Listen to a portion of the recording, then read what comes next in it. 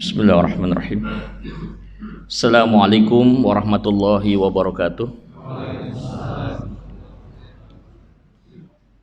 Alhamdulillah. Alhamdulillahilladzi nahmaduhu wa nasta'inuhu wa nastaghfiruh. Wa na'udzu billahi min syururi anfusina wa min sayyiati a'malina. May yahdihillahu fahuwal muhtad wa may yudlil falan tajida lahu waliyyan mursyida. Asyhadu an la ilaha illallah wahdahu la syarika lah wa asyhadu anna Muhammadan abduhu wa rasuluhu la nabiyya ba'dah. Allahumma fassalli wa sallim ala sayyidina Muhammad wa ala alihi wa ashabihi wa ahlu baitihi wa ansarihi wa junudihi wa man jahada fi sabilillahi ila yaumiddin, amma ba'd. Faqad qala Allah ta'ala fil Qur'anil Karim, a'udzu billahi minasyaitonir rajim, bismillahirrahmanirrahim. Fa amma man khafa maqama rabbih wa nahan nafsa 'anil hawa fa innal jannata hiyal ma'wa. Wa qala ta'ala aidan bal tu'thiruna al hayatad dunya wal akhiratu khairu wa abqa. Shadaqallahul azim wa shadaqa rasulul karim. Jamaah subuh as-shaimin was-shaimat Masjid Jabal Ar-Rahmah. Saya tadi nyasar Al-Kausar, Pak.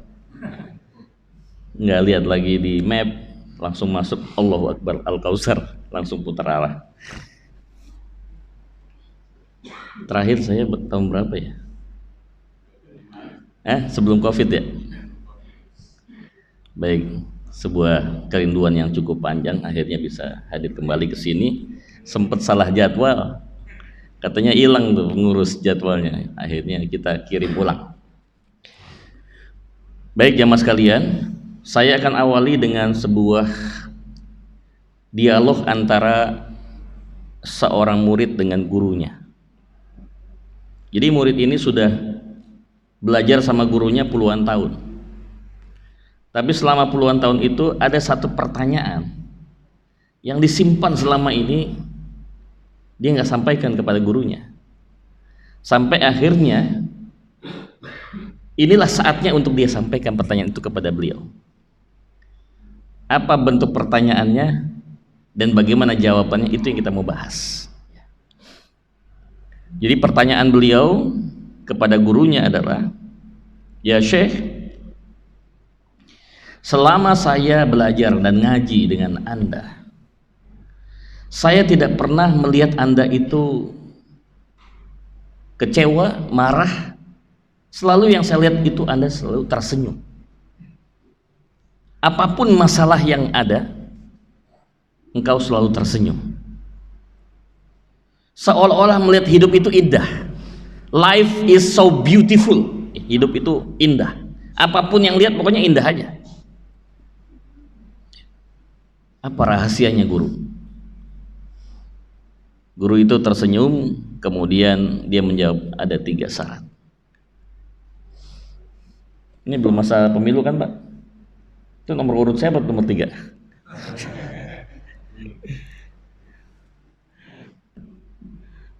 Saya tinggal di Depok, belakang UI Kukusan, Kelurahan Kukusan, Kecamatan Beji. Udah 20 tahun saya tinggal di Depok. Sudah 2 kali ganti wali kota, masing-masing 2 periode. Yang pertama Pak Nur Mahmudi, kedua Pak Idris Abdul Somad. Ini terakhir. Selama 20 tahun, yang simpel aja Pak,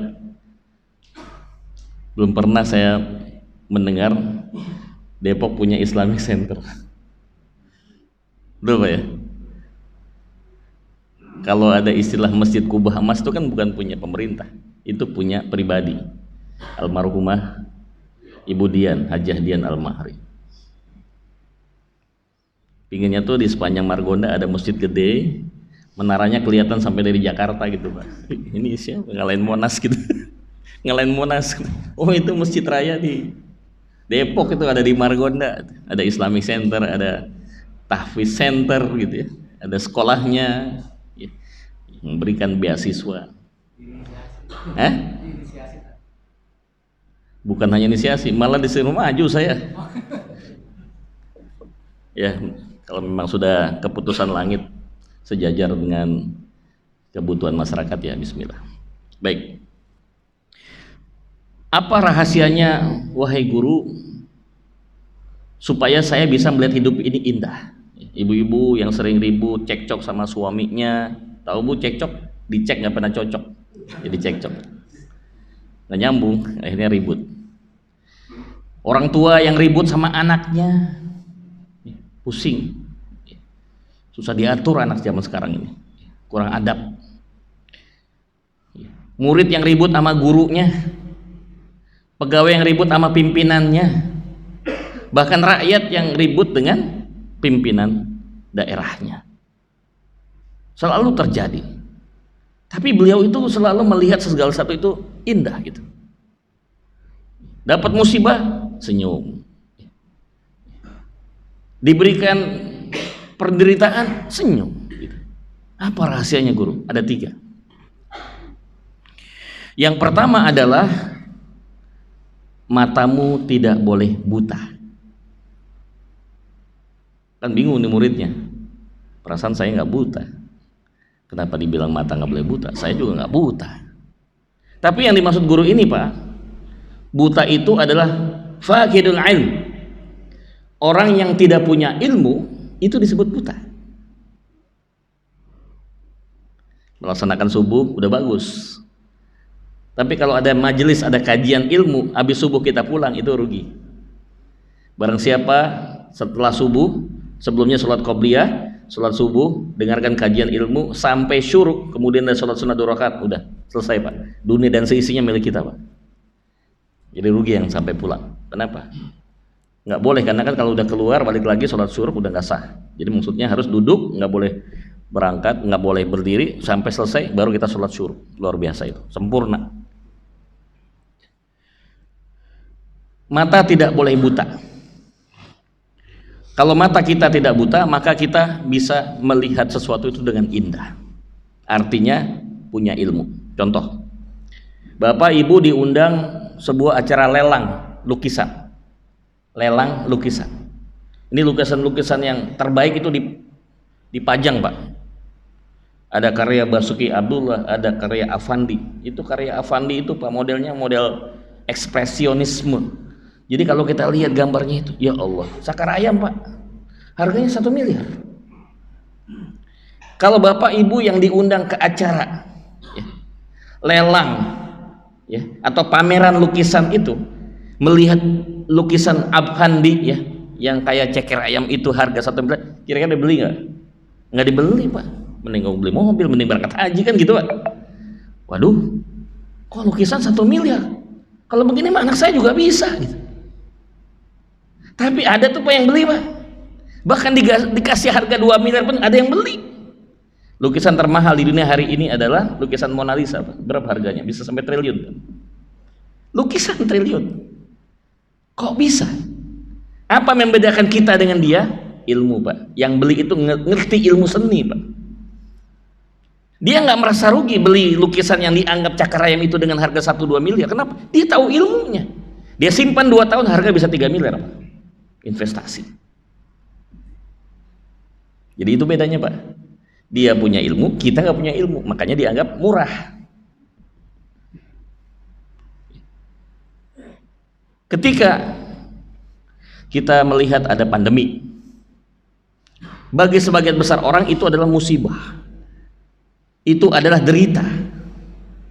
Banyak pegawai-pegawai yang harus di PHK, bisnis pada bangkrut, utang makin menumpuk, pusing gara-gara COVID nih, kita repot nih semua kali. Tapi Pak, kalau orang yang punya ilmu, dia justru dapat keuntungan selama waktu 6 bulan di pandemik itu. 6 bulan Pak, dia punya waktu 6 bulan, dia menghasilkan keuntungan 1,6 triliun. Di saat orang susah cari kerjaan, susah bikin usaha, pada bangkrut, pada tiarap semua, dia malah mendapatkan keuntungan 1,6 triliun Pak, hanya waktu 6 bulan saja. Anak muda Pak, produknya Zoom, namanya Eric Yuan. Pada pakai Zoom nggak Pak? Tuh, Bapak pakai Zoom, ibu pakai Zoom, ya. Yang gratisan ada, setengah jam mati. Tapi kalau yang bayar bisa nggak terbatas waktunya, jumlah yang diundang pun bisa ratusan bahkan sampai ribuan. Itu harus berbayar $900 per tahun. Itu bapak lagi pasang Zoom, yang punya, yang bikin Zoom lagi tidur, duit ngalir terus Pak. Duitnya ngalir terus. Itu bisnis yang benar Pak. Orangnya tidur, duitnya jalan terus. Dia buat pola. Kenapa? Punya ilmu Pak. Ibu pernah ke Kebun Raya Bogor Bu?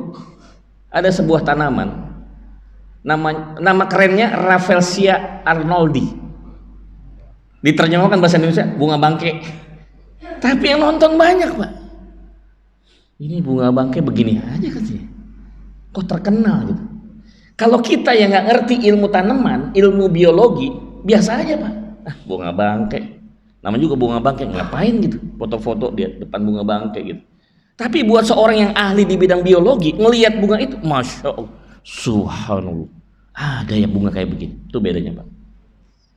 Maka benar kata Syekh tadi, apa yang menyebabkan kita seringkali susah untuk melihat hidup itu indah, bagaimana yang seharusnya?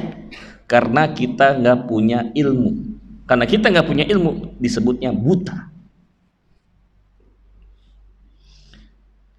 Life without science is a blind. Hidup itu tanpa pengetahuan buta. Bapak Ibu, kalau kita sedang berjalan dalam kondisi mata ditutup, di sini aja deh misalnya, Bapak, saya suruh pulang kembali ke rumah, ya udah pastikan apal rumahnya nih, tapi ditutup matanya Pak. Saya rasa nggak bakal nyampe rumah Pak, nyampenya rumah sakit Pak. Iya kan? Kenapa Pak? Karena tidak melihat apapun, ditutup matanya. Ibarat orang dipaksa buta gitu. Tapi begitu matanya dibuka, cepet nyampe, nggak sampai 10 menit nyampe rumah. Apa yang Bapak Ibu rasakan ketika kita harus menuju ke suatu tempat dalam kondisi mata tertutup? Pada saat kita berjalan, apa yang dirasakan? 1, cemas. 2, ragu-ragu. Apa lagi? 3, takut-takut. Jangan-jangan comberan lagi gitu kan? Jangan-jangan jurang gitu. Nabrak nih. Kan begitu. Semua serba tidak pasti. Kalau bahasa kerennya spekulatif. Nebak-nebak. Ini kanan kali, kanan kiri. Kalau nggak ada yang bimbing, susah. Begitulah Bapak dan Ibu, bayangkan kalau kita hidup nggak punya ilmu. Apa kata Rasulullah? Kalau Rasulullah sallallahu alaihi wasallam, man arada dunya fa alaihi bil ilmi, wa man arada al akhirah fa alaihi bil ilmi, wa man arada bihima fa alaihi bil ilmi. Yang mau menguasai dunia, yang pengen menguasai dunia harus pakai ilmu. Yang mau pengen dapetin akhirat harus dapat ilmu. Yang mau dapetin dua-duanya, dunia dan akhirat, juga harus dengan ilmu. Tanpa ilmu kita akan diselewengkan. Ketika Rasulullah berdialog dengan iblis, Rasulullah bertanya kepada iblis, iblis, dari semua umatku mana bagian orang yang paling suka kau goda? Rasulullah memberikan 2 perbandingan. Yang satu, abid walakin jahil. Yang satu itu ahli ibadah tapi bodoh Pak. Yang satu lagi, alim, orangnya berilmu tapi ibadahnya biasa-biasa aja, standar. Jadi Nabi tanya sama iblis, kau pilih yang mana yang kau goda, yang lebih mudah kau taklukkan tuh yang mana? Dengan mantap iblis jawab yang pertama. Siapa itu?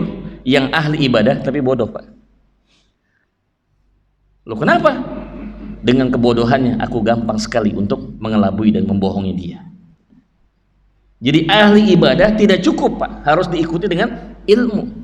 Karena orang yang rajin ibadah tapi bodoh akan mudah untuk disesatkan oleh setan. Itu iblis sendiri udah bilang, dia lebih suka ngegoda orang yang nggak punya ilmu. Tapi orang yang berilmu dia ngeri Pak. Udah tahu adatnya. Oh begini, setan kerjanya begini, dia udah tahu. Dan dia berusaha untuk mempengaruhi kita jangan sampai mendekat kepada kebenaran. Gimana caranya? Itu sebabnya kata Rasulullah dalam hadis, Yang halal itu biasanya yang nggak enak-enak, Pak. Yang haram itu yang enak-enak, Pak. Jadi kalau mencari kebaikan itu kadang-kadang susah. Kalau dengerin konser dangdut itu bisa nggak kedip, Pak, sampai tengah malam. Apalagi yang kemarin di konser anak-anak muda Blackpink. Waduh, luar biasa, Pak. Ya kalau ke Habib cium tangan bolak-balik boleh lah. Ngapain ke artis Korea buat cium tangan? Apa urusannya gitu? Tapi itu mereka rela gitu, Pak. Ngantri bejubel ratusan ribu dia keluarkan, siap gitu, Pak. Ini dengerin ya. Kalau di Amerika tuh banyak orang yang mengidap penyakit insomnia, tahu, Pak? Penyakit susah tidur. Jadi di Amerika itu kalau mau tidur harus menelan berbutir-butir obat tidur. Hebatnya orang Islam di Indonesia, dengerin khotbah Jumat ketiduran, Pak. Dengerin ceramahnya Gus Reza itu bisa ketiduran, ya. Ada yang di sebelah kiri, ya, ada yang di pojok, terutama yang di pojok, yang nyender-nyender biasanya. Maaf, bukannya nyinggung, Pak, coba nyindir, Pak. Maaf. Ya. Sebenarnya bukan tidur, Pak, saking khusyuknya, Pak. Ya, dia apa? Makomnya udah tinggi, Pak, dia udah ma'rifat, ada. Kayak Gus Dur, kalau lagi rapat dia tidur gitu. Selesai dia tahu kesimpulannya, Pak. Ini luar biasa. Gus Dur gitu. Baik. Jadi poin pertama, Bapak Ibu sekalian, kudu ilmu. Ilmu apa, Gus? Dua. Ilmu yang ada di alam dan ilmu yang ada di Quran. Ya. Apa yang disebut dengan, karena ilmu Allah itu ya, disampaikan dalam dua jalur.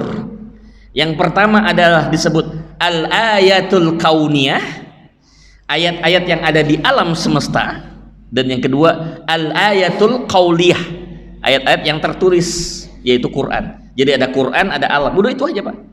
Yang kudu kita punya ilmu Quran dan ilmu alam semesta, udah itu aja. Melihat alam ya diperhatikan, kenapa ya bisa begini, ada apa, kita pelajari. Insya Allah dengan kita punya ilmu kita jadi nggak buta lagi, mata kita tidak terhalang untuk melihat sesuatu. Makanya ketika suami kurang ilmu di dalam rumah tangga, bawaannya ngeliat istri jelek aja gitu, aduh nyesel saya nikah sama dia. Lah gimana, bapak dulu kan menerima, kenapa udah nikah baru pada nyesel?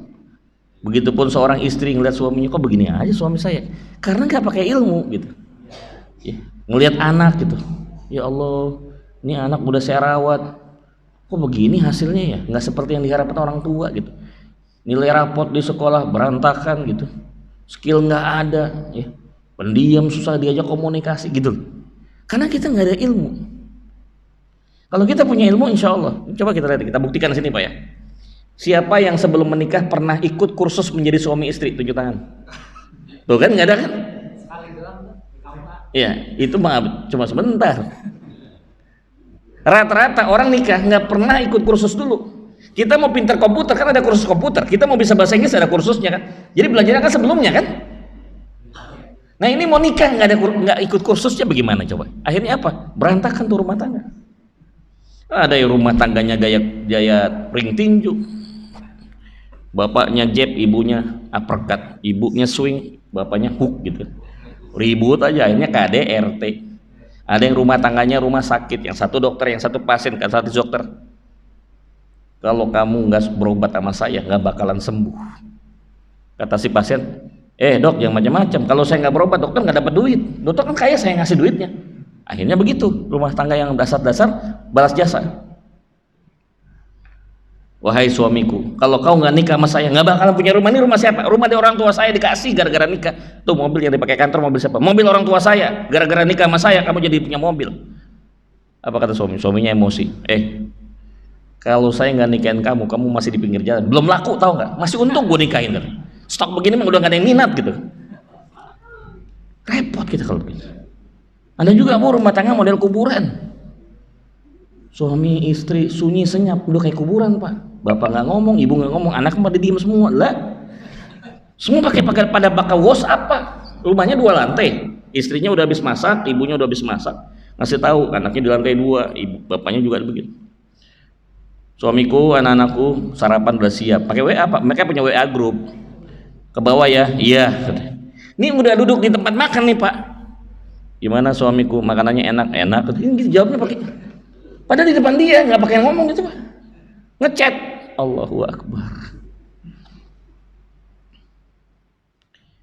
Jadi intinya ilmu Pak ya. Gimana caranya? Ilmu.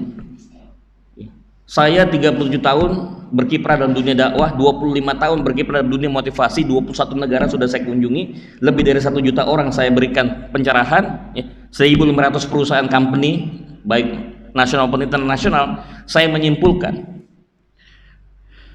learning is earning. If you want to earn, you have to learn. Artinya apa? Kalau kita ingin mendapatkan sesuatu yang banyak, belajarlah. If you want to earn more, you have to learn more. Kalau mau dapat banyak, belajar banyak. Makanya wallahi, kalau kita belajar sejarah, para ulama-ulama dulu, walaupun waktunya habis untuk dakwah, kajian kitab, ya, dari majelis ilmu ke majelis ilmu. Anehnya Pak, kehidupan ekonomi mereka nggak ada yang miskin Pak, mereka makmur semua Pak. DKM apa kepanjangan Pak? DKM? Dewan Kemakmuran Masjid. Nampak pengurusnya pada miskin ya? Harusnya kan pengurusnya kan pada makmur. Makmur itu paling tinggi loh Pak levelnya. Jadi level paling rendah itu kaya Pak. Di tengahnya sejahtera. Paling tinggi makmur. Jadi bagus tuh yang bikin istilah. Cuma kadang-kadang pelaksanaan di lapangan nggak sesuai. Ya. Harus diganti Pak. DKM, Dewan Kemiskinan Masjid. Ukurannya apa? Saya mau tanya sekarang, buka-bukaan aja Pak. Saldo kasnya berapa Masjid Jabal Arma? Hah? 28 juta. Pas Jumatan kemarin. Jamaah sekalian, alhamdulillah saldo kas kita Masjid Jabal Arma 28 juta, pengeluaran 32 juta, tekor 4 juta katanya. Dengarnya nggak enak gitu Pak. Ntar sewaktu-waktu kalau saya khotbah Jumat di sini, dengerin pengumumannya beda. Jamaah sekalian, alhamdulillah saldo kas terakhir 1,2 miliar. Kemarin kita habis gunakan untuk beli klinik ya, akuisisi klinik. Akhirnya alhamdulillah sekitar 600 juta. Insyaallah mohon doanya, bentar lagi kita akan bikin bimbingan belajar, butuh 700 juta. Enteng aja pengomongnya gitu Pak, miliar. Kesalahannya di mana Pak? Kesalahannya adalah kotak infak. Mana yang kayu tuh? Di sini modelnya kan, coba lihat Pak, bawah sini Pak. Yang hijau tadi yang diider-iderin. Ini biang keroknya di sini Pak. Ini saya kasih tahu nih Pak nih, ini bukannya hoax nih. Lobangnya kecil nggak? Ini muat nggak 5 juta? Ya salah sendiri Pak, kenapa nggak mau yang ngasih besar? Pasti paling mentok nih Pak, ceban Pak. Ya lobangnya kecil, nggak jadi dah 1 juta kan gitu. Ini yang penting bukan kotaknya Pak, kotak kecil aja kasih apa? QRIS, ya barcode. Set, nggak mungkin Pak barcode 5.000. Nah administrasinya 2,5. Set, berapa? 50.000, 100.000, taruh di depan, kiri kanan, sayap. Kan gitu Pak, nggak penting kotaknya. Ini kan sama aja DKM bilang, nggak usah banyak-banyak, recehan juga boleh kan gitu. Nggak usah banyak-banyak, recehan juga boleh. Jadi kan nerimanya recehan doang, ngitungnya capek Pak. Mana duitnya berlipat-lipat, mana udah pada busuk lagi duitnya gitu kan. Lah kalau kita QRIS, nggak perlu kembalian Pak. Terus uangnya kan nggak kelihatan fisik Pak, pokoknya masuk aja duit ke rekening kan gitu. Coba dirancang. Jangan mau kalah Al Kausar. 2 tahun dari sekarang, ya Al Kausar kan segitu ya. Insya Allah nih 4 lantai, ada bunkernya di bawah lagi.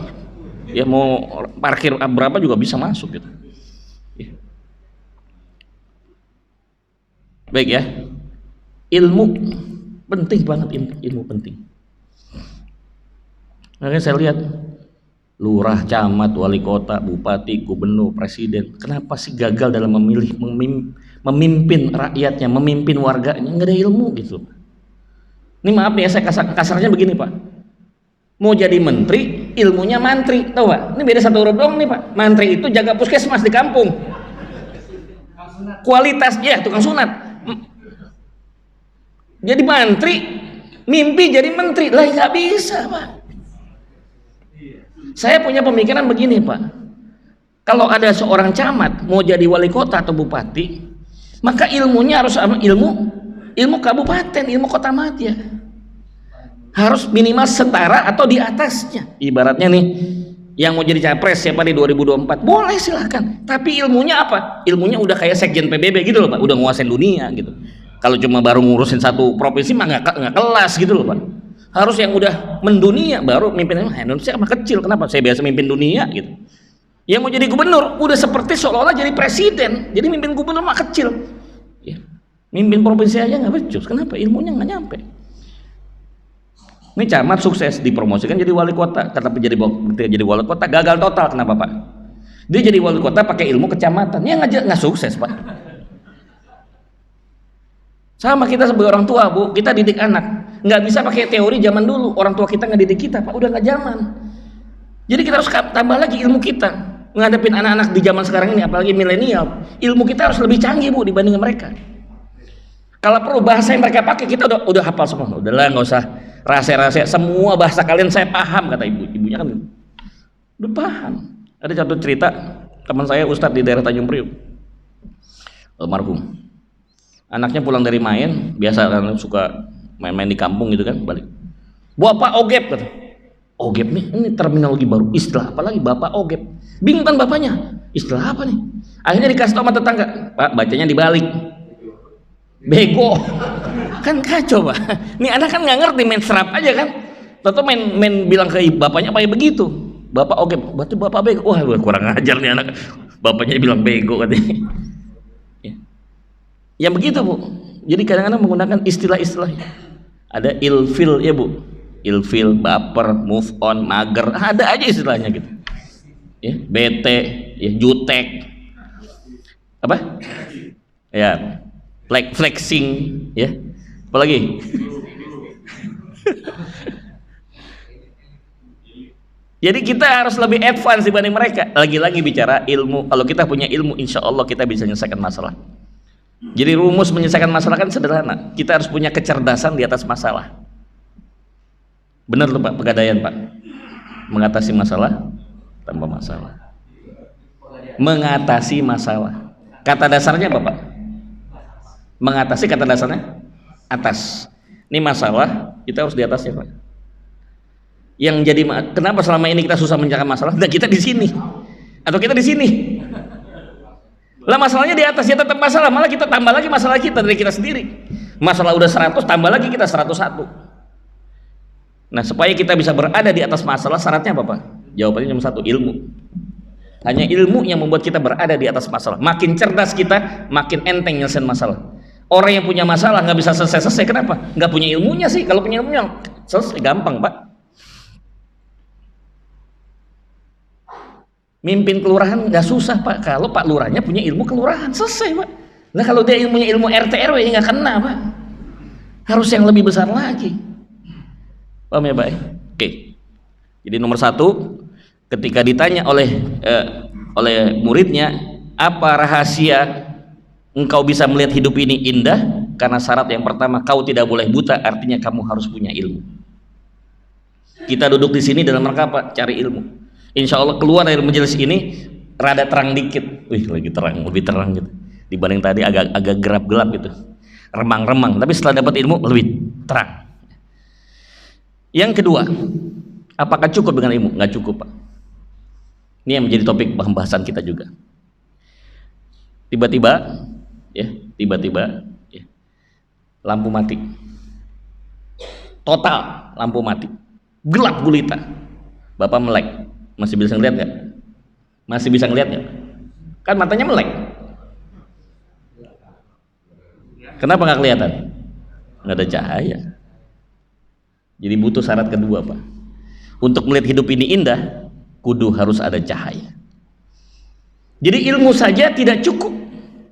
Ilmu harus diikuti dengan apa? Cahaya. Biar kata ibu melek melotot, mata terbelalak, lampu mati, tetap aja nggak bisa lihat. Jangan merasa yakin dengan ilmu itu Anda bisa sukses. Ada tambahan lagi selain ilmu, apa? Cahaya. Apa itu cahaya? Saya izin bacakan surat An-Nur ayat 3, ayat 35. 35. Sebelah kiri, 2 dari atas. A'udzubillahi minasyaitonirrajim. Bismillahirrahmanirrahim. الله نور السماوات والأرض مثل نوره كمشكاة فيها مصباح المصباح في زجاجة الزجاجة كأنها كوكب دري يوقد من شجرة مباركة زيتونة لا شرقية ولا غربية يكاد زيتها يضيء ولو لم تمسسه نار نور على نور يهدي الله لنوره من يشاء ويضرب الله الأمثال للناس والله بكل شيء عليم. Nurun ala nur, cahaya di atas cahaya. Oh, ini ayat ini indah betul, Pak. Cahaya di atas cahaya. Para ulama mufassirin memberikan penafsiran tentang ayat ini macam-macam. Yang pertama, nurun ala nur. Nur yang pertama nur Allah. Nur yang kedua nur Muhammad. Jadi Allah sudah menciptakan nur Muhammad lebih dulu. Loh, kok bisa, Gus? Iya, makanya di kitab Taurat dan Injil disebutkan Nabi Muhammad itu sudah diberitakan kedatangannya itu di kitab Taurat dan Injil, yang kitab yang dulu, bukan yang sekarang. Di sana nggak ada. Oke.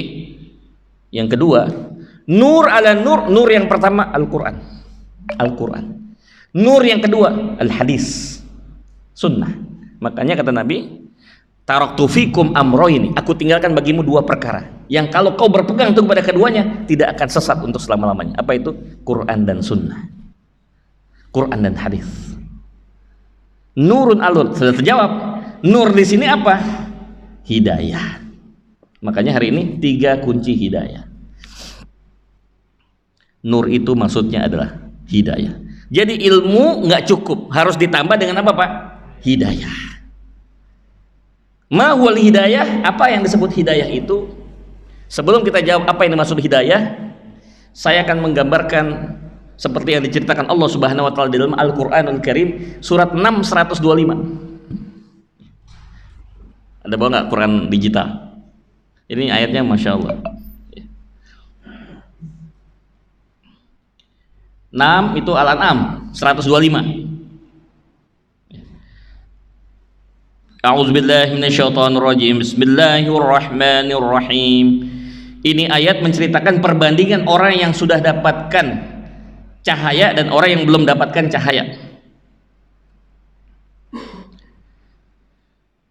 Faman yuridillahu an yahdiyahu yashrah sadrahu lil Islam wa man yurid an yudillahu yaj'al sadrahu dayyiqan harajan ka'annama yas'adu fis sama' kadzalika yaj'alullahu ar-rijsa 'alal ladzina la yu'minun. Barang siapa yang dikehendaki Allah mendapatkan hidayah, maka dia seperti dibuka dadanya untuk menerima Islam.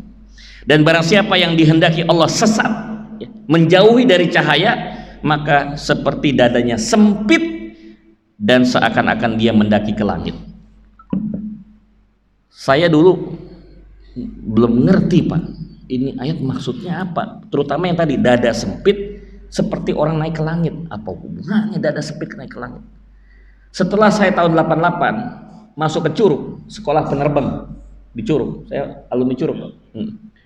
Kemudian 2 tahun setelah itu saya jadi dosen, flight instructor. Pas lagi saya juga ngajarnya ilmu tentang pesawat, aerodinamik, ngajarin para pilot-pilot. Ada satu ilmunya begini, Bang. Semakin tinggi kita berada dalam sebuah ketinggian, udara makin berkurang. Padahal kebutuhan kita kan tetap tinggi. Pasokan udara kurang, akhirnya mengalami hipoksia. Makanya kalau orang naik gunung, Pak, kalau dia nggak persiapan, napasnya nggak mantep, ya nggak kuat, nggak bisa atur pernapasan dengan baik, itu akan mengalami 3 kondisi. Yang pertama adalah green out, matanya jadi hijau gini. Terus berikutnya gray out, abu-abu. Terakhir, Pak, black out. Udah black out udah pingsan. Kalau udah black out udah pingsan, Pak. Kenapa? Gelap, Pak, gelap. Kenapa? Kurang oksigen, hipoksia, langsung lemes, jatuh. Oh, ini maksudnya, Pak.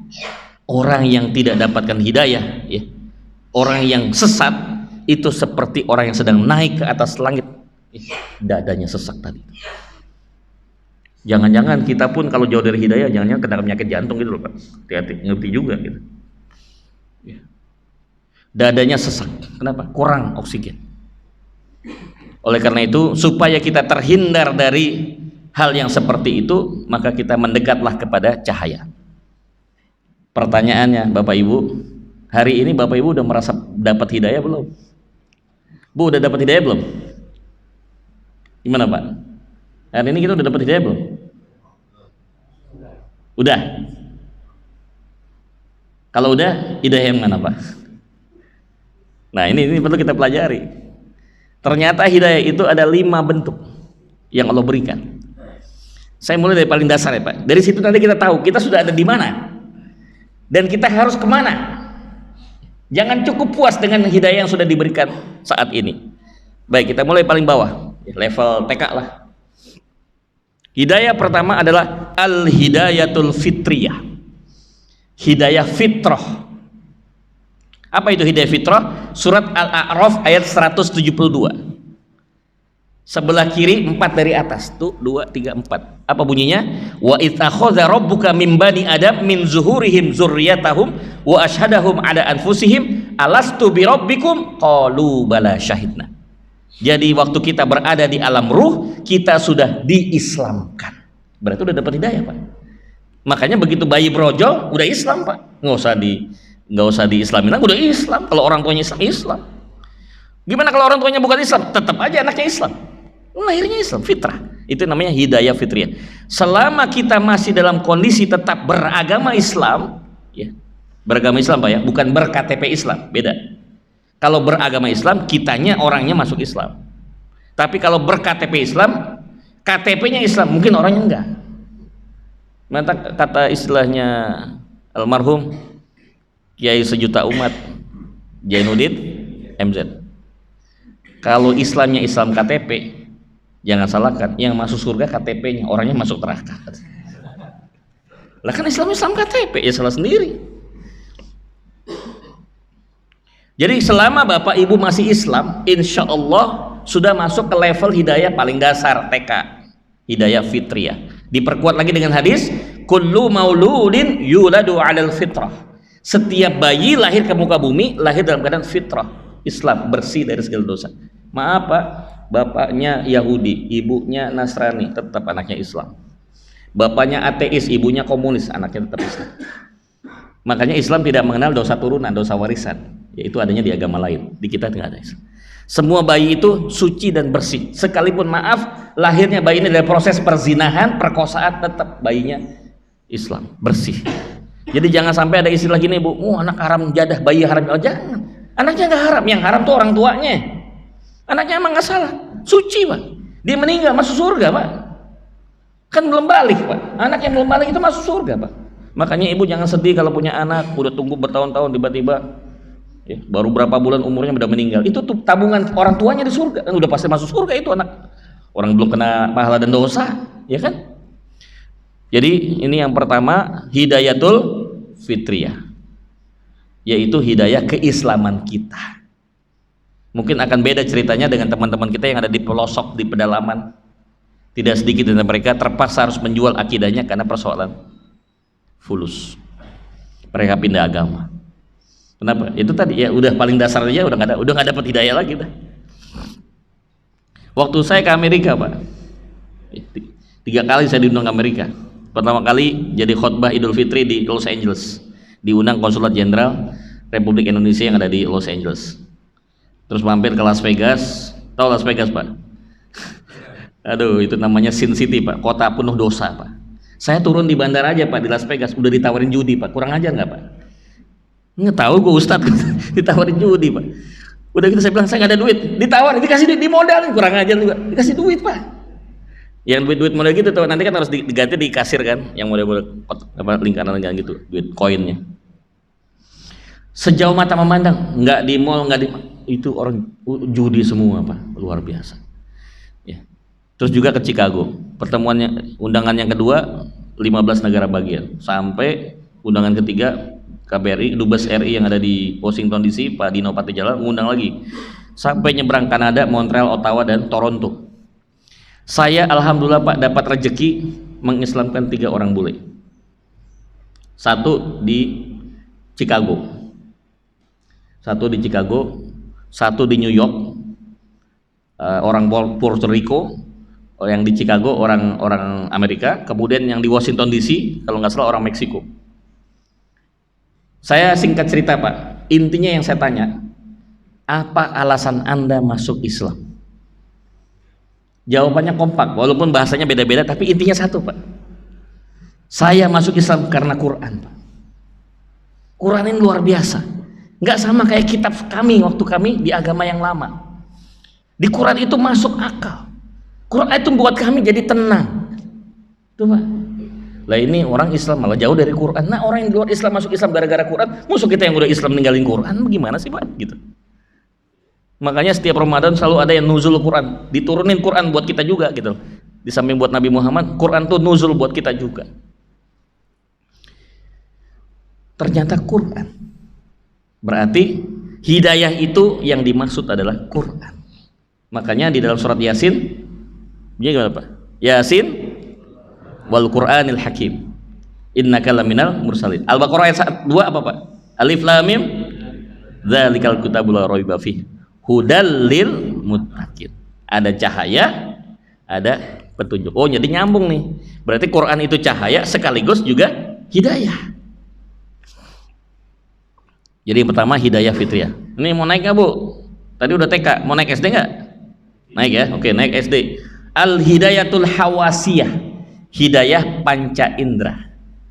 Yang dimaksud hidayah panca indera adalah ketika anggota tubuh kita terbimbing oleh Allah Subhanahu wa Ta'ala, matanya dapat hidayah. Kalau mata dapat hidayah, matanya itu nggak jelalatan Pak.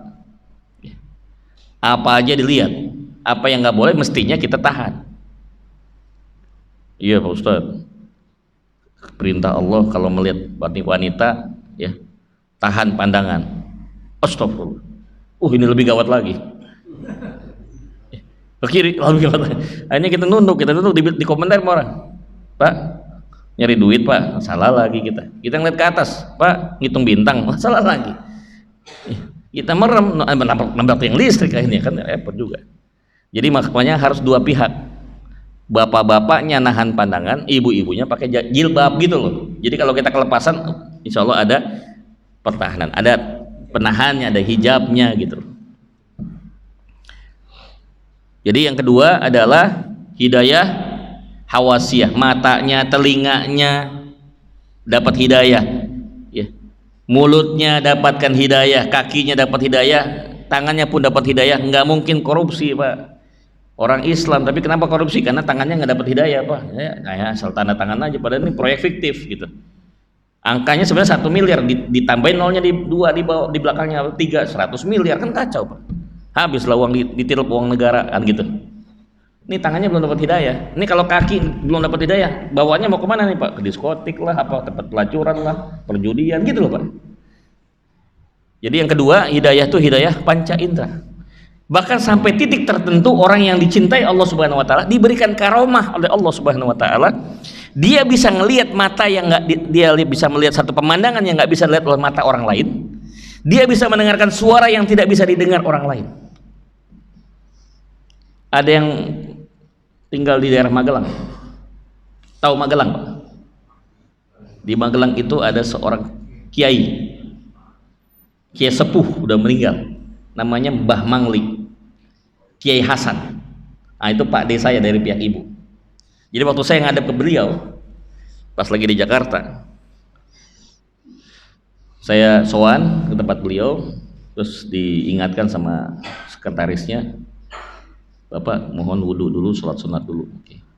Wudhu, sholat sunat, duduk, saya cium tangan, duduk. Ini belum ngomong nih Pak, ini saya mau cerita masalah sebenarnya. Udah nggak usah cerita. Ya. Sudah tahu saya semua. Masalah kamu ini kan, ini solusinya. Ringkas gitu Pak, nggak usah banyak ngomong. Jadi dia bisa mendengar suara hati kita yang belum terucapkan, dia udah tahu. Ini Pak, berarti dia punya pendengaran, udah dapat hidayah Pak. Terus Bang Bangli ini kalau ceramah Pak, itu yang datang dari seluruh Indonesia Pak, ribuan membludak. Dia nggak mau pakai begini Pak, ngomongnya namanya orang tua, ngomong kan pelan Pak, tapi anehnya Pak, orang yang paling ujung dengar jelas Pak, mulutnya dikasih hidayah oleh Allah Subhanahu Wa Taala. Karomah, ya kalau ulama-ulama yang sudah waliullah itu dikasih karomah oleh Allah Subhanahu Wa Taala. Matanya menjadi penglihatanku kata Allah dalam hadis qudsi, telinganya menjadi pendengaranku. Ini luar biasa Pak, mulutnya menjadi pembicaraanku, kalamku. Baik, itu yang kedua. Kira-kira coba diperkirakan udah masuk yang kedua belum? Udah naik SD belum? Ya saya nggak bisa nebak ya, itu kan masing-masing urusan hati ya. Jadi anggaplah nih kita optimis aja nih Pak, udah ibu nih udah masuk hidayah yang kedua, hidayah SD. Naik lagi nih SMP nih ya. Yang ketiga adalah al-hidayah al-ilhamiyah. Hidayah ilhamiyah. Ilham itu adalah inspirasi, suatu ilmu yang tidak didapatkan lewat sekolah. Kalau orang Jawa bilang ilmu laduni. Ini orang nggak pernah kuliah tapi pinternya Masya Allah Pak. Jadi waktu saya pernah jalan-jalan ke Banten, ketemu seorang kiai di Banten, nggak terkenal Pak, tinggalnya juga di kampung, di gang-gang sempit, tapi atas rekomendasi teman saya silaturahim tempat beliau. Disambut, disediakan hidangan dan segala macam, kami akhirnya ngobrol. Dia ngajarin saya Pak ilmu falak, dan dia tulis ilmu falak itu dalam buku segini Pak, dan saya dikasih, sampai sekarang masih saya simpan. Ilmu falak itu ilmu perbintangan Pak, ilmu astrologi. Itu pakai ilmunya Pak, ilmu kalkulus tingkat tinggi Pak. Saya kan dulu matematik paling jeblok Pak, trigonometri, sinus, kosinus, tangan, waduh pusing Pak saya Pak, diterangin sama beliau, Masya Allah ini Kiai lancar banget yang teranginnya ya.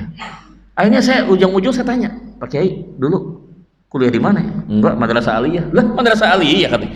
Ini kalau dengerin cara dia neranginnya udah kayak dokter Pak. Lah ilmunya dari mana Pak Kiai? Allah tuh Pak. Jadi Bapak Ibu melihat ada orang yang punya ilmu, tapi kita tahu dia nggak segap, bukan orang sekolahan, kok pintar banget, itu ilmu dari Allah Subhanahu Wa Taala. Apa yang dijanjikan Allah dalam surah Al-Baqarah 282, ayat terpanjang sepanjang Quran, Al-Baqarah 282, satu halaman penuh ayatnya Pak. Bagian akhir ada tulisan begini Pak, wa may yattaqillah wa yu'allikumullah. Barang siapa yang takwa kepada Allah, Allah ngajarin langsung. Saya jadi ingat kisah seorang murid yang juga berguru pada syekhnya. Ibu ini sudah bertekad ingin anaknya jadi ulama besar. Akhirnya disuruhlah belajar kepada guru besar saat itu. Datanglah ke tempat gurunya, sampai di tempat gurunya bilang nggak bisa sekarang aja, besok subuh aja. Saya mau dakwah ke luar kota. Nih saya kasih kitabnya tebal Pak, segini Pak, Arab Bundul. Pelajarin, pahamin, besok subuh kita bahas. Siap guru. Dah besok pagi kan kita habis subuh ngobrol. Ada 3 pertanyaan gurunya kepada muridnya. Pertanyaan pertama, qara'ta hadzal kitab. Kau udah baca belum kitab ini? Qara'tu. Udah baca. Semuanya. Kullu, semuanya, semua. Pak, kebayang Pak ya, kitab Arab Bundul. Tahu kan ya, nggak ada barisnya Pak, ya. Arab Bundul, ya ibarat kalau di NU itu kitab kuning ya. Nih, segini. Semalam habis dibaca Pak. Kita boro-boro Arab Bundul, Arab Gondrong aja belum tentu selesai Pak. Arab Gondrong ada barisnya. Kita baca 2 halaman paling buat alas tidur ya nggak Pak? Ini murid baru belajar sama gurunya dikasih kitab, selesai Pak dibaca, tamat. Wah ini luar biasa, nggak mungkin dia bohong sama gurunya kan. Pertanyaan kedua, fahim tahadzal kitab, kau ngerti nggak kitab ini? Fahim tuh, ngerti? Dites Pak, bab 1, bab 2, bisa Pak. Nah belum belajar bagaimana coba? Udah paham. Yang lebih merinding lagi Pak ketika pertanyaan ketiga ditanyakan, hal hafazta hadzal kitab, kau sudah hafalkan kitab ini? Naam hafaztu, aku sudah hafal semua. Semalam. Wallahi tidak pernah ada kursus yang bisa mengajarkan hafal kitab Arab Bundul semalam segini. Nggak mungkin Pak dengan cara sebagai manusia, pasti ada cara lain. Sebelum saya ceritakan caranya, saya kasih tahu dulu siapa guru, siapa muridnya. Gurunya adalah Imam Maliki dan muridnya adalah Imam Syafi'i. Imam Syafi'i adalah mazhab paling banyak di Indonesia, mazhab Syafi'i. Jadi Imam Syafi'i berguru pada Imam Maliki, sebelum berguru kitabnya sudah hafal. Tapi tidak membuat beliau itu sombong. Beliau tetap belajar sama Imam Maliki, tawadu orang. Kok bisa, Pak? Nih, untuk menjelaskannya begini, Pak. Tahu komputer, Pak? Ada USB ya, Pak ya? Atau flash disk ya? Atau hard disk. Ini hard disknya isinya adalah ensiklopedia dari A sampai Z ya, 30 jilid. Ada di flash disk ini. Kurang lebih sekitar 100 gigabyte misalnya. Kita mau masukin ke komputer, bisa nggak, Pak? Bisa, Pak. Masukin, install kan? Di-download. Berapa lama? 100 giga untuk nyimpen di komputer. Setengah jam kali ya? Nggak sampai 1 jam. Ya, nggak sampai ya? Dah? Komplit download. Itu artinya apa, Pak? Ini ensiklopedia udah pindah kan, Pak? Dari yang sini ke sini, Pak, ke komputer. Begitu cara kerja Allah. Kalau Allah inginkan pada seorang hamba yang dipilihnya mendapatkan ilmu semalam suntuk, gampang, Pak, diinstal langsung ke otaknya, jebret, jadi pinter, Pak, langsung, Pak. Nggak usah heran, Pak, orang capek-capek kuliah 6 tahun 7 tahun dokter profesor, lewat semua, Pak, dia sehari doang kelar. Jangan tanya kursusnya di mana. Saya nggak tahu kursusnya, tapi yang harus ditanya adalah apa syaratnya. Syaratnya satu, Pak, takwa. Passwordnya takwa. Jadilah orang bertakwa, nanti dikasih sama Allah. Gimana supaya takwa? Puasa la'allakum tattaqun, kutiba alaikumusiyam. Jadi kalau puasa kita berhasil, Pak, mudah-mudahan Bapak terpilih dapat ilmu laduni. Wah, istrinya kaget. Suamiku jadi cerdas banget padahal nggak kuliah. Itu tadi ilmu laduni. Saya ini, Pak, bukan background pesantren. SD, SMP, SMA sekolah curug, Pak. Coba, sekolah penerbangan, ngapa urusannya dengan dakwah? Nggak ada hubungan, Pak. Ya. Cuma sempat numpang pesantren di Singaparna, Cintawana, Tasikmalaya sebelahnya, pesantren Suralaya, Abah Anom sebelahnya, tapi saya nggak di Suralaya. Pesantren Cintawana, Singaparna, Tasikmalaya. Nggak lama, sebentar doang. Nggak tahu gimana, Pak, kalau saya ngajar dakwah, itu kalau nyebutin ayat, itu ada kayak layar, Pak, di depan saya, Pak. Ini posisinya saya tahu, Pak, semua, Pak. Saya nggak hafal Quran, tapi saya tahu, Pak. Ini ada di sini, ini ada di posisinya sini. Itu kayak diperlihatkan, Pak. Kayak monitor. Saya nggak belajar, Pak. Dikasih. Tapi kalau mau nunjukin, mau unjuk kebolehan, hilang, Pak, semua. Jadi keluarnya saat dibutuhkan. Kalau nggak dibutuhkan, nggak akan keluar, Pak.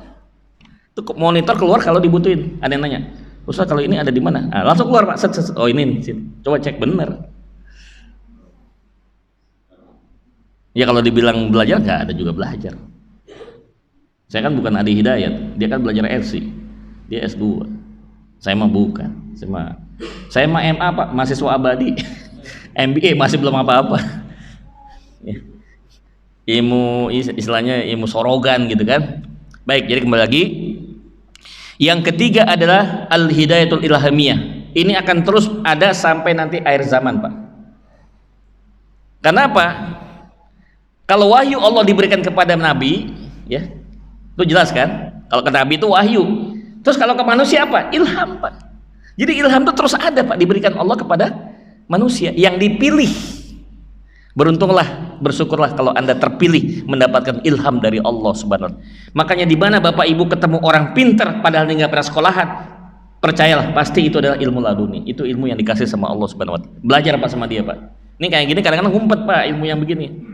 Ulama-ulama kiai kayak begini tuh nggak pernah nongol, mudah kayak selebritis apa ustadz YouTube atau ustadz Instagram, nggak pernah kelihatan, Pak.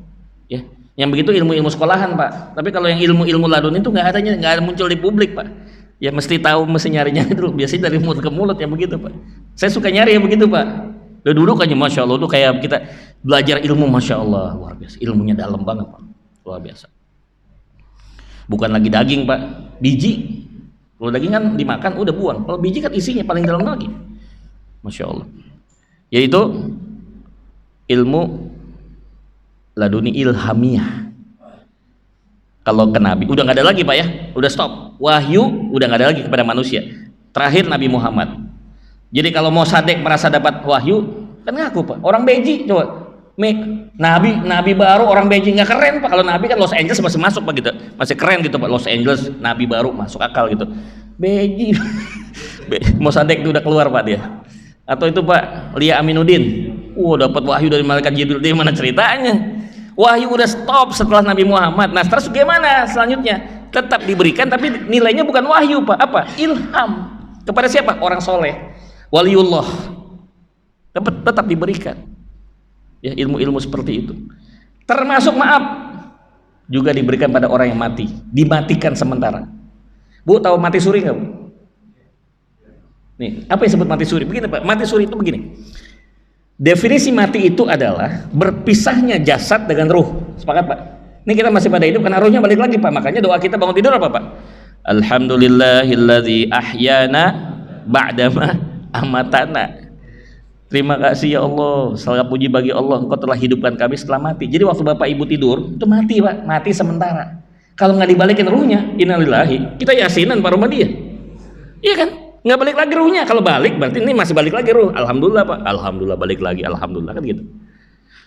Ini orang dipisah ruhnya, kan meninggal kan? Dikubur Pak, 2 minggu, bangkit lagi Pak. Kenapa? Dengan izin Allah, dikembalikan lagi ruhnya, hiduplah lagi Pak.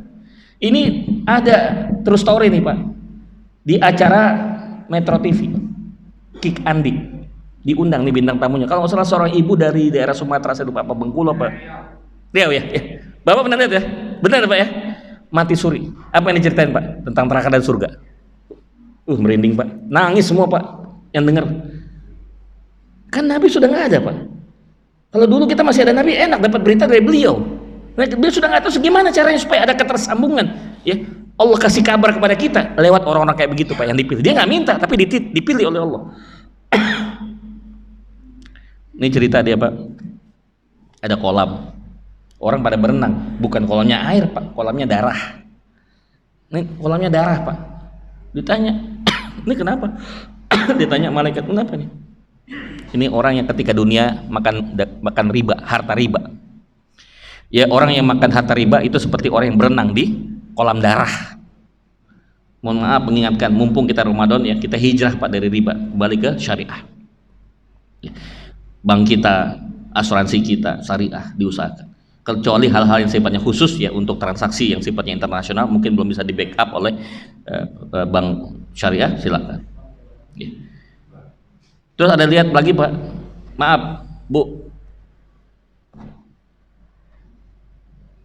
ini lidah ditarik, dia sendiri Pak yang narik, terus dipotong sendiri Pak, tumbuh lagi, gini aja kerjanya Pak, selama di neraka gini aja. Ini siapa ini? Gibah, perempuan-perempuan yang sudah gibah dan fitnah. Hati-hati ini Bu, gibah dan fitnah. Ada lagi, maaf, mohon maaf, organ vitalnya ditusuk tombak Pak, ceker. Siapa ini? Orang yang berzina. Wah ngeri Pak. Sampai akhirnya dia sanggup lagi cerita Pak, yang dengar itu semua pada nangis. Habis itu pada tobat semua Pak. Ini dakwah yang efektif Pak. Dia bukan ustazah tapi dia cerita begini, udah bikin heboh tuh satu ruangan itu Pak. Kenapa? Pengalaman langsung Pak. Kita belum pernah tamasya ke surga, dia udah duluan Pak. Dia udah pernah lihat neraka, terus dia cerita. Itulah tujuannya, supaya dia menceritakan pada orang lain yang belum pernah merasakan itu. Begini neraka, berarti Quran tuh benar. Dia bilang gitu, Quran tuh benar. Apa yang diceritakan tuh benar. Nah itu juga termasuk daripada ilhamiah. Bisa pada orang mati, bisa pada orang hidup. Orang yang dimatikan sementara.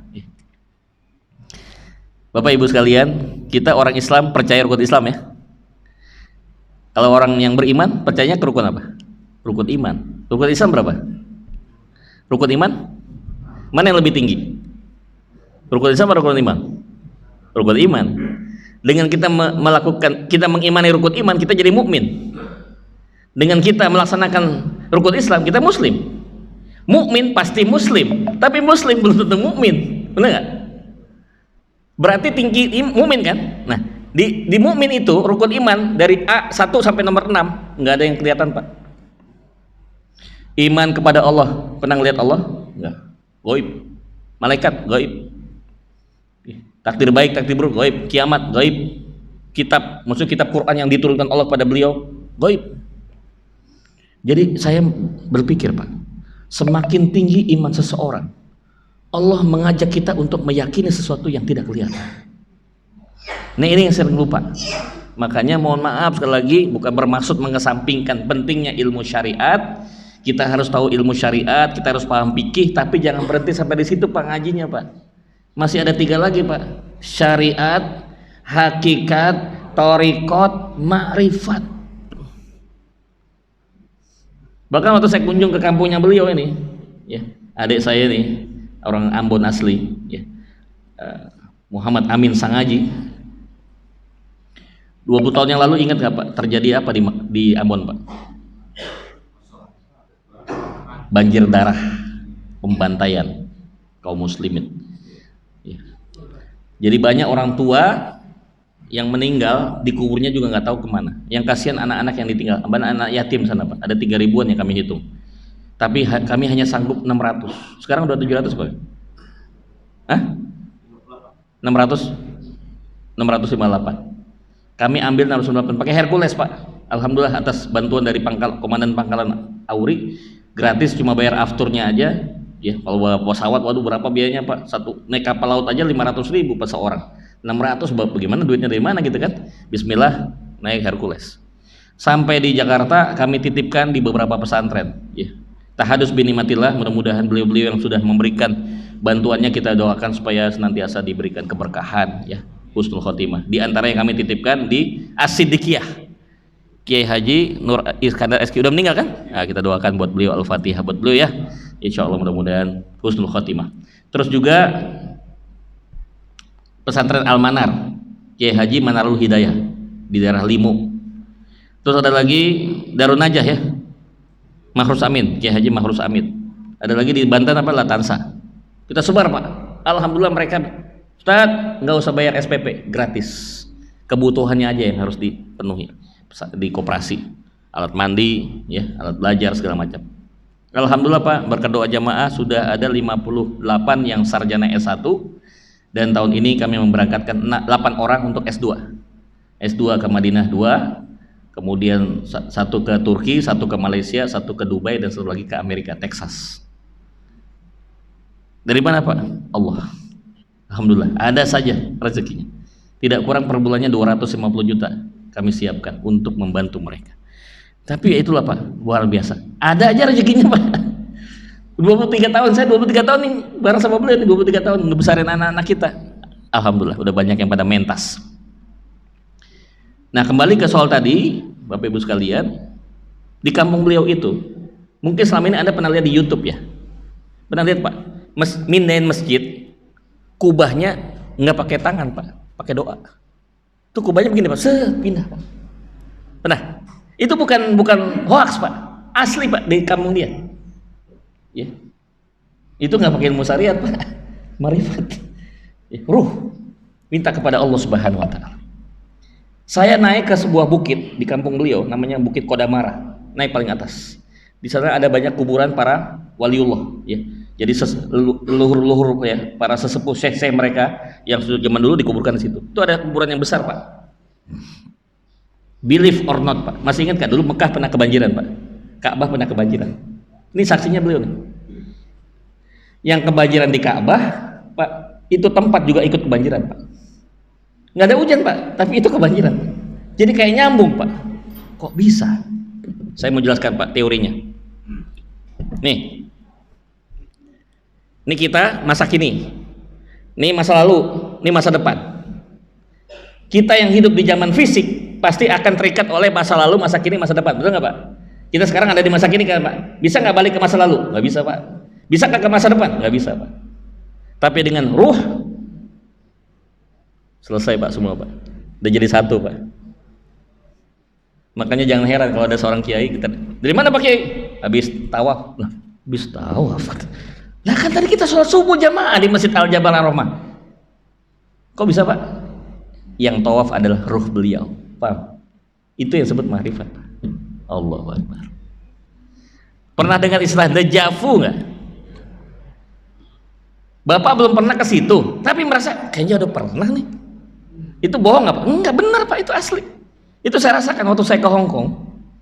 Di visa saya Pak, belum pernah ada cap Hong Kong. Ini pertama kali saya ke Hong Kong pada saat itu. Pak, berapa saya lupa. Masuk ke hotel. Lah ini kayaknya hotel pernah saya kesini. Persis banget, ini kamarnya juga sama lagi gitu. Itu hanya ilusi. Enggak, bukan ilusi Pak. Betul Pak. Loh, gimana ceritanya? Saya kan nggak pernah ke sana. Pertanyaan saya Pak, siapa yang ke sana Pak? Tolong jawab. Yang ke sana adalah Gus Reza Senior.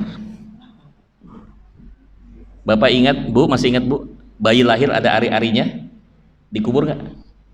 Yang dikubur kan ari-arinya Pak, itu ada ruhnya Pak? Ada Pak ruhnya Pak, itu senior kita, kakaknya kita Pak. Yang dikuburkan adalah fisiknya, ruhnya masih ada, nyambung sama kita Pak. Tapi ini bukan syariat Pak ya, ini keinginan saya pribadi aja. Saya kalau makan itu doa 2 kali Pak, doa makan 2 kali, buat saya dan buat kakak saya, dia ikut makan sama saya. Ini kalau bisa dibuat ketersambungan, Allahu Akbar Pak. Saya bisa jalan-jalan ke masa lalu Pak, masa depan. Set, bolak-balik gampang Pak. Tapi itu bukan satu yang harus kita kejar. Saya hanya mengingatkan bahwa Islam itu nggak bisa didekati hanya secara syariat saja. Hari ini ceramah kita dipenuhi dengan berbagai macam ilmu syariat. Betul, itu saya setuju. Tapi maaf, jangan hanya mengandalkan dari syariat saja. Jangan lupa ada ilmu thariqat, ada ilmu hakikat, ada ilmu ma'rifat. Perdebatan khilafiyah Ustaz Endang adanya di mana? Di syariat. Muncul Islam bid'ah bukan bid'ah, itu hanya di syariat. Orang marifat nggak pernah ada yang debat Pak. Kalem aja semua Pak. Kenapa? Orangnya teduh, tenang, rendah hati, nggak sombong gitu, biasa aja Pak. Nggak menonjol dia, orangnya nggak kelihatan, tapi masya Allah. Makanya kenapa kalau kita majelis ya dengan para habaib, kalau beliau datang itu pada berdiri semua pada selawat itu maksudnya apa Pak? Rasulullah itu datang ruhnya. Jangan salah loh Pak, Nabi Muhammad itu memang fisiknya sudah wafat, tapi ruhnya tetap ada. Buktinya apa? Ada satu hadis dalam kitab At-Targhib wa Targhib Syekh Imam Muziri. Barang siapa yang datang ziarah ke masjidku, yaitu Masjid Nabawi di Madinah, disunahkan apa Pak? Mengucapkan salam kan? Angkat tangan kanan kita. Assalamu alayka ya ayuhan nabi wa rahmatullahi wa barakatuh. Geser ke kanan. Assalamu alayka ya Abu Bakar. Kanan lagi. Assalamu alayka ya Umar. Pertanyaan saya, ngapain ngucapin salam orang udah meninggal? Ada hadis yang disebutkan situ. Aku menjawab dengan izin Allah, aku menjawab salam itu. Merinding Pak. Nabi jawab Pak, bukan fisiknya, ruhnya. Diperkuat dengan ayat surat Al-Hujurat ayat ke-7. Wa'alamu anna fikum Rasulullah law yuti'ukum fi katsirin minal amri la'anitum walakinnallaha habbaba ilaikumul iman wa zayyanahu fi qulubihim wa karaha ilaikumul kufra wal fusuqa wal isyan ulaika humur rasyidun. Al-Hujurat ayat 7, 2 sebelah kiri dari atas. Wa'lamu anna fikum Rasul, ketahuilah di antara kalian ada Rasulullah. Merinding loh Pak, ini lagi gini nih ada Rasulullah Pak, kita nggak tahu aja. Makanya perbanyak selawat itu apa? Menyambungkan kita dengan beliau dengan izin Allah, bukan maunya beliau Pak, izin Allah. Apa sih yang Allah nggak bisa Pak? Yang nggak pakai logika kita bisa dibuat oleh Allah. Fa'alul lima yurid, Allah itu bisa berbuat sekenak hati, bisa dirubah hukum menurut aturan beliau, nggak ada yang bisa nggak halangi kok. Oke, hidayah ini baru sampai SMP nih Pak, lanjutkan nih, ibu-ibu udah pada mau bubar nih. Lanjut nggak Bu? Lanjut ya, SMA ya. Al-hidayatut taufik. Hidayah taufik. Lah emang bedanya apa Pak hidayah sama taufik? Begini. Ini orang jalan rel kereta api tahu Pak ya? Jalan di atas rel kereta api, selama dia berada di relnya itu namanya dapat hidayah Pak, shiratal mustaqim. Tapi orang yang jalan di atas rel bisa nggak begini Pak? Nyimpang kiri, nyimpang kanan, bisa kan? Nah, taufik itu Pak, ngejagain supaya nggak nyimpang Pak. Jadi penjagaan Allah terhadap orang yang dipilihnya supaya tidak menyimpang, itulah taufik Pak. Jadi taufik itu lebih tinggi Pak dibandingkan hidayah. Ini maaf nih Pak, mohon maaf nih, koreksi buat para MC yang seringkali kalau di akhir ucapan MC-nya itu wabillahi taufiqul hidayah, salah Pak. Wabillahil hidayah wa taufik, kebalik Pak. Karena kalau waw itu waw atof, waw menghubungkan. Kalau wabillahi taufiqul hidayah berarti kan seolah-olah taufik mendahului hidayah, kan nggak boleh Pak. Justru taufik itu terjadi setelah hidayah. Tidak ada orang yang bisa dapatkan taufik. Orang Kristen nggak bisa dapat taufik Pak, kecuali dia masuk Islam dulu gitu loh Pak. Kita harus hidayah dulu, baru kita taufik gitu. Paham ya Pak? Jadi mulai sekarang ganti Pak. Wabillahil hidayah wa taufik. Kalau mau ribet lagi, nggak mau ribet, wabillahi taufik, udah selesai Pak. Itu aja kalau mungkinnya nggak biasa gitu. Karena memang tertibnya begitu, hidayah dulu baru taufik. Kecuali pemain bulu tangkis kita, Taufik Hidayat, itu lain nama Pak. Maaf. Mungkin dia juga nggak ngerti, waktu nggak ngaji kali orang tuanya, jadi namanya Taufik Hidayat gitu. Harusnya kan namanya Hidayat Taufik gitu kan. Kebalik. Saya punya istri, kakak istri saya kembar. Hidayatur Rahim, Taufikur Rahman, benar. Kakaknya Hidayatur Rahim, adiknya Taufikur Rahman, benar ini. Hidayatur Rahim, Taufikur Rahman, benar itu. Karena ngerti ngaji, gurunya ibu mertua saya ustazah, bapaknya ustadz, ya paham beliau. Yang ketukar lagi ya. Jadi hidayah taufik itu kalau istilahnya untuk kita manusia yang dipilih Allah namanya adalah ma'unah. Kalau Nabi maksum. Nabi maksum, dijaga dari maksiat. Ini Nabi tuh maaf ya, walaupun beliau juga manusia, pingin nyimpang nggak bisa, ditutup sama Allah. Kenapa? Nabi harga diri, martabat beliau dijaga sama Allah. Malaikat jagain Pak. Kan dulu pernah Pak, waktu belum jadi Nabi, masih kecil aja udah dijagain Pak. Ya waktu masih remaja, ya namanya remaja ya, namanya kan belum jadi Nabi waktu itu kan, wajar lah punya keinginan anak muda kan gitu. Datang ke acara pesta, namanya Pasar Ukat. Pasar Ukat tuh banyak pesta-pesta Pak, termasuk tari-tarian yang begitu Pak, mudah-mudahan tarik perut gitu Pak. Duduk Nabi di depan, waktu masih belum jadi Nabi, melihat ya. Belum mulai pertunjukan, dia tidur Pak, bangun udah kelar. Ya. Besok penasaran, belum sempat lihat kan, datang lagi 2 kali, sama tidur lagi sampai 3 kali, habis itu tapi nggak datang lagi, nggak pernah setelah itu datang pesta kayak begitu lagi. Apa? Penjagaan Allah jaga, jangan sampai ngelihat yang begitu. Maaf nih, kalau Bapak ya mau jalan ke tempat maksiat, kayaknya lancar-lancar aja Gus. Kalau giliran ngaji kok susah banget, hati-hati tuh Pak. Lagi nggak dapet taufik itu Pak. Mau ngaji kayaknya berat banget ya. Udah dapat di masjid kayaknya maunya ngantuk aja gitu ya, tidur aja. Habis itu apa? Mau pulang gitu. Datang telat, pulang duluan gitu kan. Nah itu jangan-jangan hati-hati, jangan-jangan nggak dapet taufik. Kalau dapet taufik, ya betah aja ngaji Pak. Ngaji 3 jam kayaknya masih kayaknya baru 10 menit Gus. Waduh, 10 menit saya udah 3 jam ngisi misalnya kan gitu. Itu orang ciri-ciri orang dapat taufik. Itu SMA. Biar nanggung sekalian, langsung S1 Pak, sarjana, yaitu yang paling top. Apa itu? Al-hidayatul hikmah. Ini dia. Bagaimana kita mendapatkan hidayah hikmah? Apa itu hikmah? Hikmah itu rahasia kehidupan yang diberikan Allah kepada orang yang dipilihnya. Kalau orang awam biasanya ngomong hikmah di depan apa di belakang? Ya udahlah, udah lewat kejadian, kita ambil hikmahnya. Itu orang awam Pak. Tapi kalau orang yang dapatkan hidayah hikmah, enggak, dia udah tahu duluan Pak. Sebelum kejadian udah tahu. Cuma dia nggak boleh informasikan pada sembarang orang. Maaf, umur berapa? 53. Ini dapat hikmah saya Pak, dapat bocoran dari langit Pak. Besok jam 10 mati Pak. Misal.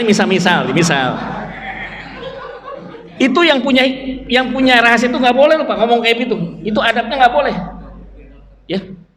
Takutnya nanti mendahului Allah. Memang dia diizinkan Allah untuk dapat tahu yang gimana ya? Pak, sering-sering istighfar aja dah Pak. Gitu aja, saya paling ngomongnya gitu aja Pak. Udah bayar utang belum? Selesai dah utang. Minta maaf sama orang tua. Udah gitu. Nyata benar Pak, jam 10 dia meninggal Pak. Ya. Juga jangan Gus Reza membuka praktek, membuka tabir rahasia kehidupan. Mahar 5 juta. Ya itu mah dibisnisin, nggak boleh itu Pak ya. Tidak boleh membisniskan ilmu Allah yang rahasia Allah yang sudah diberikan pada kita. Itu untuk apa? Untuk keyakinan kita saja. Kalaupun harus dikasih tahu pada orang yang bersangkutan, cuma dikasih isyarat saja, nggak boleh tegas. Kenapa? Ntar dia jadi panik Pak. Waduh bener Gus, ya terserah mau percaya enggak, pokoknya mau mati aja besok jam 10. Repot kita. Nggak boleh ya. Kalau yang dapat seperti ada Pak, orang-orang yang diberikan begitu, dan ada juga orang yang tahu apa itu suka kita, Gus hati-hati nanti tahun depan nanti gitu dia tapi nggak boleh, saya nggak boleh ceritakan secara pasti. Silakan, yang penting waspada aja. Benar Pak kejadian ya.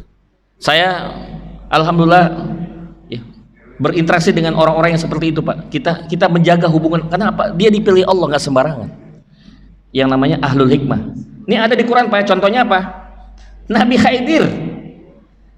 Lah Nabi Musa aja berguru sama Nabi Khidir Pak.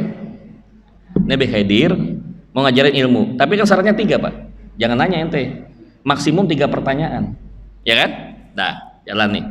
Ada anak kecil lewat, dibunuh. Lah kan marah Pak Nabi, ini gimana sih? Anak kecil gak salah dibunuh. Anak bilang apa? Ente nggak boleh nanya, udah sekali nih jatah ente tinggal 2, kata Nabi Khidir kan gitu. Dah nanya, dah diem aja ente. Ya udah siap. 2. Ada perahu, dibocorin. Perahu nggak salah nggak apa, dibocorin Pak. Nggak tenggelam Pak. Ini perahu nggak salah dibocorin gimana sih? 2 aja. Tinggal atuh jatah ente nih. Saya bilang kalau belajar sama saya jangan banyak nanya, gitu. Ya. Nabi Musa ada begitu nama Nabi Khidir. Yang ketiga apa Pak? Ada rumah udah mau roboh, dibangun lagi. Ya ini ngabisin tenaga aja, rumah udah mau roboh makin dinaikin lagi. Udah 3, udah selesai nih, udah nggak ada lagi saya ngasih ilmu buat kamu. Sekarang barulah dikasih tahu rahasianya. Baru Pak hikmahnya diterangkan di akhir. Kalau Nabi Musa kan nggak tahu kan, karena dia belum tahu di awal. Tapi yang udah tahu di awal siapa? Nabi Khidir. Apa rahasianya? Salah satunya Pak, ini anak kalau gedenya bakal nyusahin orang tuanya. Mendingan dibunuh sekalian. Anak kalau dibunuh Pak meninggal kan masuk surga juga tetap Pak ya. Kan belum balik Pak. Nggak ada salah. Daripada nanti ganggu orang tuanya, sudah dikabarkan nih anak bakal kafir nih. Ya. Bakal nyimpang nih anak, nyusahin orang tua. Udah selesai aja sekarang gitu. Juga perintah Allah bukan maunya Khidir, bukan maunya Nabi Khidir, maunya Allah. Ini luar biasa Pak. Ya. Cuma jangan tanya saya, kira-kira capres 2004 siapa? Jangan tanya saya belum dapat hikmahnya. Ntar kalau udah dapat hikmahnya baru kita kabarin. Ngulik aja. Terheboh lagi Pak, viral. Iya. Nanti nama saya jadi ganti, bukan Gus lagi, Buya, karena ada Buya Buya apa? Yang lagi yang itu Buya Razi apa?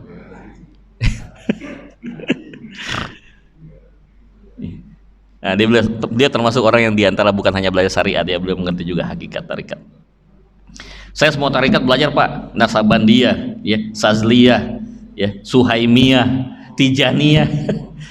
Semua tarikat bagus Pak, masing-masing punya pola sendiri. Ya kita harus hargai. Semua mursyid-mursyid itu, masya Allah. Ya, nggak pernah kita ada ribut antara satu tarikat dengan tarikat yang lain. Lengkap sudah, tapi baru 2 Pak. Rahasia hidayah, ya, baru 2 Pak. 1 punya ilmu, yang kedua dekat sama Quran. Untuk mendapatkan hidayah, rahasia pertama adalah melek, nggak boleh buta. Caranya apa? Belajar ilmu.